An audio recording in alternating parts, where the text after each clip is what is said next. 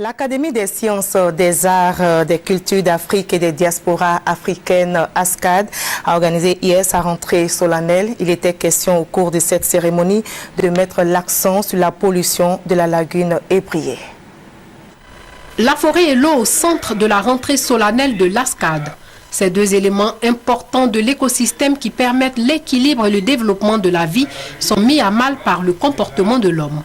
De 16 millions d'hectares à l'indépendance, la forêt, selon le ministère des Eaux et Forêts, est passée à 2 millions aujourd'hui. Quant à la lagune ébriée, c'est désormais un bac à ordures pour la population. Elle reçoit entre autres des déchets domestiques, industriels et biomédicaux.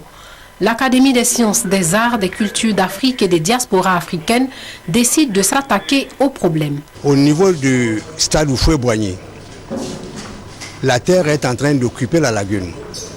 Et quand on sait le rôle que cette lagune joue pour la Côte d'Ivoire, on ne peut qu'être inquiet. L'ensablement continue et inexorablement, de sorte que la vie n'existe plus dans la lagune. Nos aïeux nous ont laissé une perle de lagune, mais qu'allons-nous laisser à nos enfants? L'agression quotidienne de la forêt du Banco.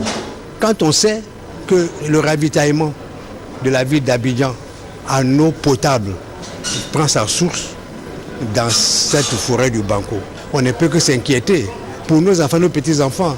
Selon l'ASCAD, si l'on y prend garde, la pollution de la lagune et l'agression de la forêt du Banco risquent d'entraîner une catastrophe environnementale et écologique.